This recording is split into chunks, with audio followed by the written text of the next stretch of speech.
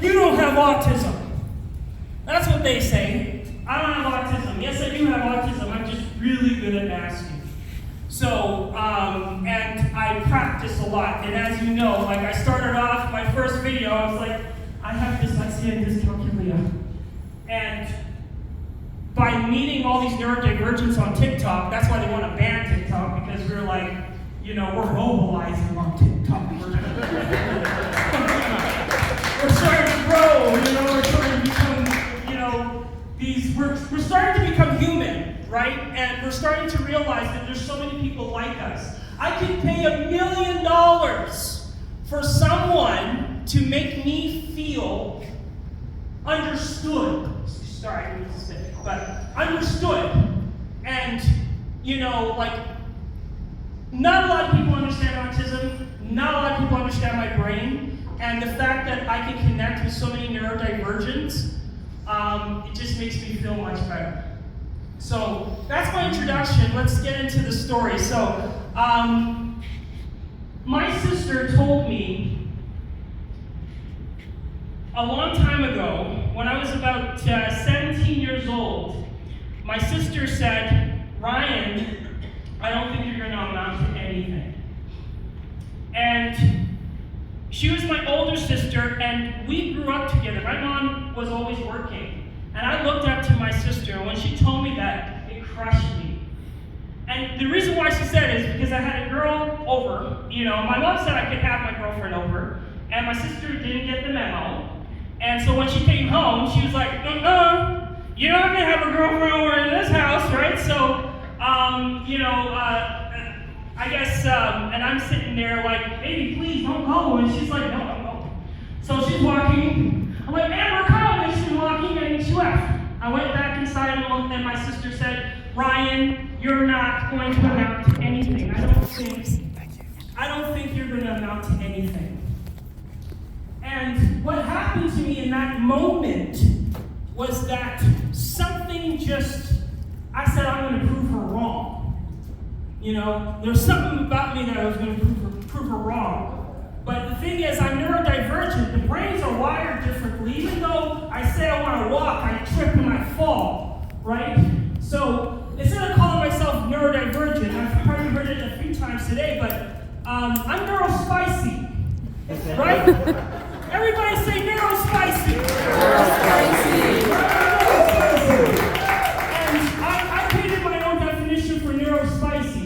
It is, you know, my heart is what leads me, even though my brain is wired differently, right? My heart is the thing that is always beating, even as a child. What child would map his memories to music?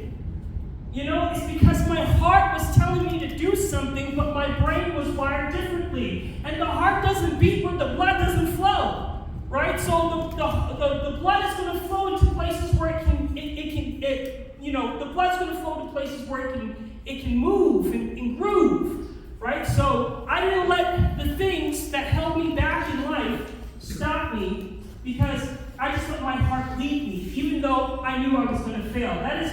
That's been the story of my life, right? So at the time when she said you weren't going to amount to anything, she was right, because I was born, my mom was sexually assaulted. That's how I was born. I was born a victim. And my mom, she abused me until when I was a teenager, because I looked like my father. And you can understand how that is as a young man looking at his mom, someone that I kind of looked at as my enemy. But over time, you can have compassion over a woman that was sexually assaulted. And looked, you know, even the fact that she was suffering postpartum depression, because I was being abused even as a little infant. So I had a lot of trauma. I grew up with a lot of trauma. Then I went to school. I'm born and raised in Calgary. Give me that! Yeah! Born and raised in Calgary. Like everyone's like, yeah, I'm from BC. I'm from Saskatchewan. I was born and raised in Calgary, so not a lot of black people here. So going to school, the first time I met someone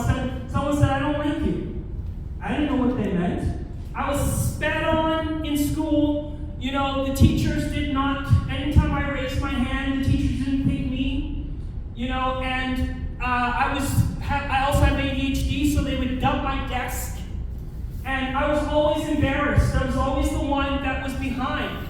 And I knew I knew there's something was different about me, and I could see things. I understood what was happening, but I just couldn't figure it out. Right? So, over time, you just get, you withdraw from life, right? Because everybody else is succeeding. I was the kid that would eat his food in the washroom because I couldn't find friends. And I also have autism, and I hate the cold. And I was here shivering. I was like, no, I need my blanket. I need my fulfilled jacket. I need to feel warm all the time. And I didn't want to go outside and play with everyone in the snow. And I also didn't know what X-Men character I could be because at the time I didn't know about Black Panther. My friend dresses like I'm Cyclops. I'm Wolverine. And I'm like, yeah, I don't know, I'm going back inside. So I was the kid that was trying to figure out what I could do with the teachers. The teacher's like, no, get outside, go. So I just started withdrawing to the point where when I was by the time I became a teenager, I was so angry with life that I just went into crime. Actually, stopped going to school, hanging out with the bad kids. And that's what I thought my trajectory was. If someone asked me, what did I want to be? I was like, I don't know. I wanted to be a thug. And to be honest with you, because that's what I saw on TV. And, being autistic, I just look, anything I see that I like, I want to absorb it and become it, right? So I'm studying the TV, like, how do I be a thug? How can I be someone different? How can I be, someone that is feared or whatever the situation may be? And so at that time when my sister said, you're not going to amount to anything, I believed her. But my heart said something different. It said, no, Ryan, we're going to figure out a way to prove it wrong. And I don't care how your brain is wired, but we're going to make it happen. So my dad brought me to this meeting, and it was a community meeting for the Black community. It was called the KUFA at the time. It was just to better our community. Gang violence was happening a lot in Calgary around that time. That was about 20 years ago. And, they were all these adults were sitting at a table, and they're all like, Ryan, what does the youth want? What is going on in the community right now? And we were having issues with being profiled by the police and stuff like that. And I had my hat like this. I didn't want to talk to anybody. And when they said, Ryan, what do you want to say? I spoke what I thought we needed at the time. And what happened was, all the adults were like, oh my God, this guy's a great speaker. And this woman across from me, her name was Lynette, she said, hey, Ryan, you're going to be great. You're destined for greatness. I'm like, destined for greatness? That felt weird. It felt good. I didn't believe her, but my heart was like, yes, follow her. So she became my mentor. And I had 2 mentors in that meeting, and then they introduced me, I'm going to speed this up, but they introduced me to a guy by the name of Gary Martin. And I don't know if you know who he is, but he's a musician here wasn't here in Calgary, but he played with Motown. He was one of the band members in Motown. And when I met him, because he heard about me at the time, I was doing youth events and stuff like that, he's like, young man, you should come and join my martial arts school. I was like, okay. I wanted to learn how to fight because I was bullied and stuff like that, and I wanted to learn how to fight. And I joined him.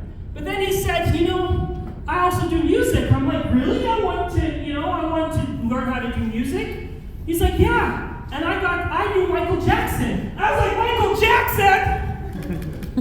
I love Michael Jackson, because I like TikTok and Facebook and Instagram, they're evil applications because every time Michael Jackson shows up on my feed, the autistic brain is like hyper-focused. And I watch it, and I'll watch it in a loop, and then it's all over my For You page. So I have to block Michael Jackson. That's how much it's bad. So when he said Michael Jackson, he's going to show me what he learned in Motown. I was like, wow, that's what changed my life.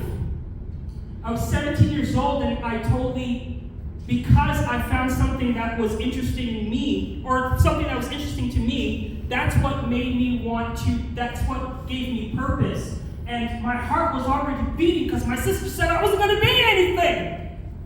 And I was like, oh, I'm going to be a musician. I'm going to get into martial arts. So my mentor, he gave me some principles and things that he learned along his way of becoming a martial artist and working with Motown. But the first thing he said, and for everyone in the room, is that if you want to be whatever you think that you want to do in your life, he said 3 P's and 3 R's, which is practice, practice, practice, repetition, repetition, repetition.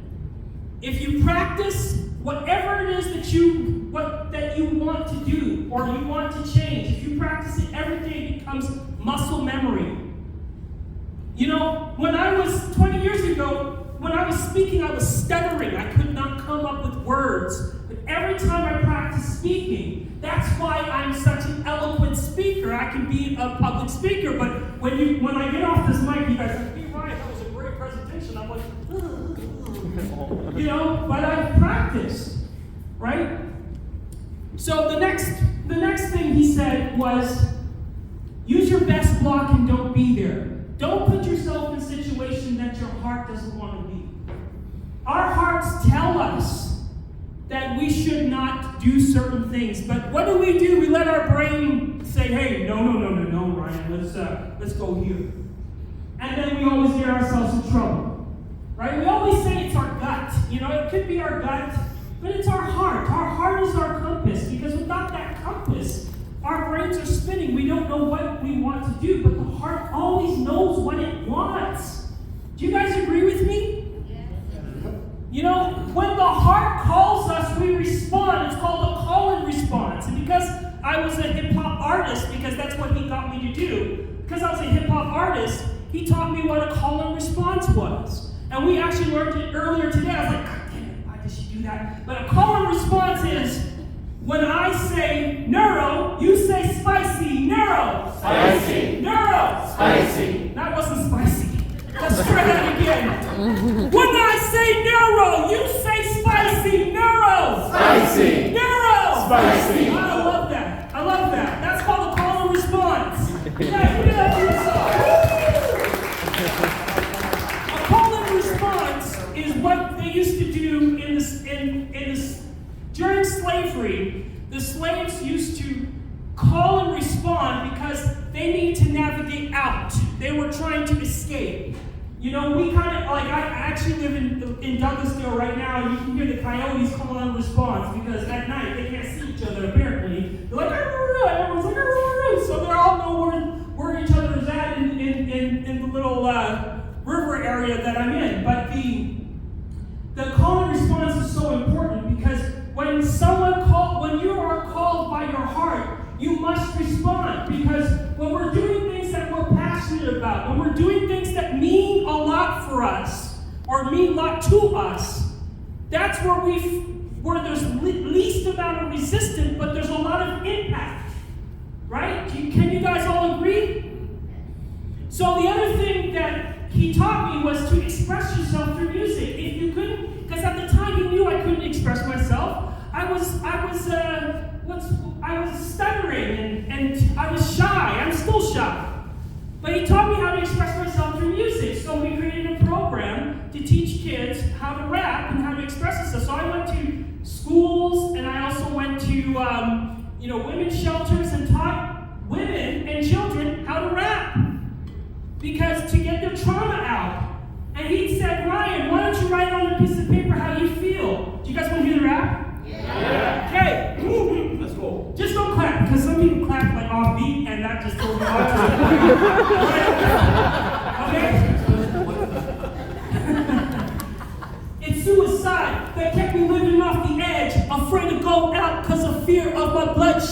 I was a victim of my own perception, like an optical illusion. What appears so may not be the truth. And what you gotta do is break the devil in you. And it's the devil in me that makes you fear the power. What you can't touch, you can't see, you can't control. But you gotta believe nature doesn't deviate from its own course. What decision you make, brother, it's your own choice. It's a win-win situation. It allows you to learn from all the problems we be facing. Thinking about all the decisions that we make. 70% are wrong anyways. Some things seem hard to cope, but it's mind of material things. You gotta prepare what the Father brings. I move along. I wrote that rap 20 years ago. Yeah. Thank you so much. And every time I wrote, the better I became, the more confident I became. You know, the more, and every time I wrote, every time I created, neurons started forming in my brain. New skills were unlocked. So expression through art or through ever helps people. And we don't realize that to get youth off the street, sometimes you just need to give them a pen. Because if they don't find the pen, they will find a gun. If they don't find the pen, they'll find a knife. If they don't find a pen, they use their aggression in so many different ways. So we need to teach our bodies to express themselves. Do you guys agree? Yeah. Agreed. And the last point, I can go through them all. I don't want to drag out the because I know everyone's like, yeah, I want to go home now. But the last point I would say is self-affirmation, self-affirm. What is intrinsic value? Can someone tell me what's intrinsic value? How do you feel about yourself? Intrinsic value is just, intrinsic means you're born, therefore I matter. You know, I'm alive, therefore I matter. Everyone repeat after me. I'm alive, therefore I matter. I'm alive, therefore I matter. We matter. And that's why I'm a neurodivergent advocate. We have to start thinking that productivity does not mean, getting things done fast. We can do things in so many different ways. We can take negative things and turn them positively. There are 216 different ways of being able to solve one problem. I actually specialize in that. If you want to hire me, you can go to my website, digitalsimsil.ca. But 260 different ways of being able to solve a problem. Just one. And violence is not on any of those blocks. You know, we've been so conditioned not to be creative. We've been so conditioned to be a part of somebody else's dream instead of being a part of the dream. Right? Does that make sense? Yeah, that makes sense. I felt that too. I was like, who's this guy talking? Sometimes I'm witnessing myself, I'm like, because once I get off this mic, I tell you, it's going to be a completely different ride. So I think self-affirmation is very important. Self-love, and advocating for yourself. I was on TikTok, I was on Instagram, and I was just advocating for myself. And I grew. All these people started following me. Now I got over 95 million views. Close to 300,000 followers. And growing. As we were talking, I'm growing and teach. And so many people send me messages every day how much they love what I'm saying or love what I'm doing. My sister said I would never amount to anything. But 20 years ago, I believed her. 20 years later, what happened?